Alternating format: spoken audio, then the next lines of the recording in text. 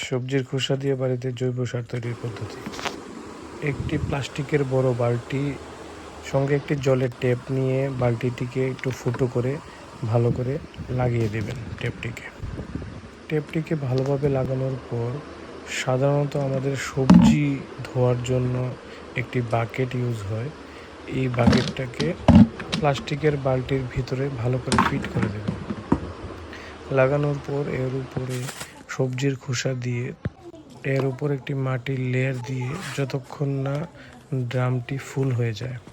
ফুল হওয়ার পর ঢাকনাটা লাগিয়ে ভালো করে টাইট করে 3 মাসের জন্য বন্ধ করে দিয়ে রাখতে হবে। সবজি পচা লিকুইড ফার্টিলাইজার ছাঁকনি দিয়ে ছেঁকে ড্রামের একদম নিচু স্তরে চলে আসবে। এই ফার্টিলাইজারকে আমরা গাছের 10:1 দিতে পারবো।